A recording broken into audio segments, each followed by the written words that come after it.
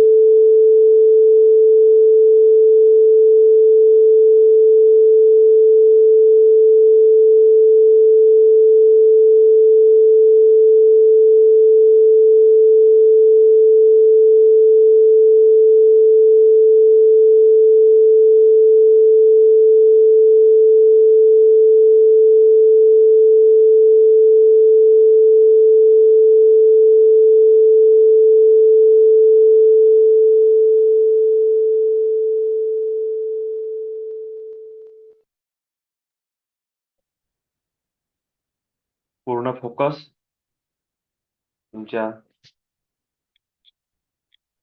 छातीवर. Centre of your heart, imagine a divine white light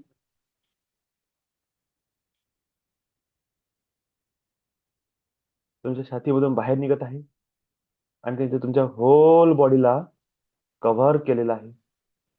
3 फुटापर्यंत याचा प्रकाश प्रवाहित होत आहे. I invite divine guardian angels, I invoke your divine angelic powers, bless me, strength and courage, wisdom and knowledge, power.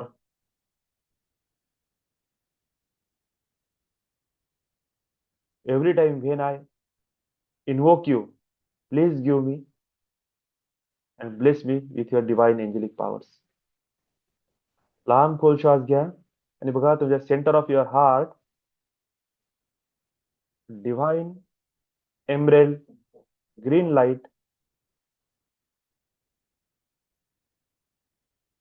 Expand होत आहे तुमच्या शरीरामध्ये आणि शरीरातून बाहेर. 7 फुटापर्यंत याचा घेरा वाढलेला आहे आणि याने पूर्ण व्हाईट लाईटला कव्हर केलेला आहे. I invite Archangel Raphael, please come and bless all of us with your divine healing energy, with your green light. All negativity, disease, all uneasiness is completely healed. My whole body, whole energy system, charge, charge, charge, activate, activate, activate, balance, balance, balance. लांब खोल श्वास घ्या आणि बघा तुमच्या centre of your heart royal purple light expand होत आहे तुमच्या शरीराच्या बाहेर. 10 फुटापर्यंत याचा ऑरा वाढत चाललेला आहे आणि त्यांनी व्हाईट लाईट आणि ग्रीन लाईटला कव्हर केलेला आहे. I invite arc angel Michael, I invoke your divine angelic powers, bless us with your divine shield of protection. All type of negativity, negative entities, lower dimension entities, negative energies, negative thought do not enter in our aura. आणि जर प्रवेश करत असेल तर archangel Michael, I request you, please cut this all energy cords and this negativity clean and clear. Whenever I feel negative and I call upon you, please come, bless me and clear all the negativity. Focus करा centre of your heart आणि बघा divine golden light तुमच्या पूर्ण शरीराला white light, green light, purple light ला cover करत expand करत आहे होल युनिवर्स मध्ये. The aura of this golden light is infinite. Now you are connected with divine universal energy. You are aligned with this energy and receive all divine blessings. दोन्ही हात जोरात घासा. आपल्या चेहऱ्यावरून फिरवा आणि हळूहळू डोळे उघडा. बॉडीला मूव्ह करा, मान, खांदे, हात. Now you are completely relaxed. Once again, very warm welcome and very good morning, all of you. If anyone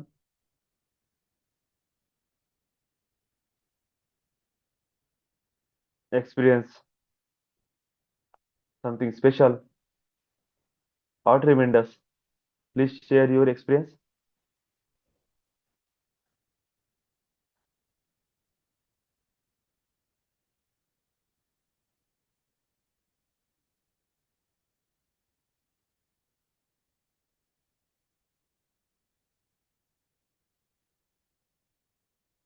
Okay. Lots of love and gratitude. Lots of blessings, all of you. Everyone.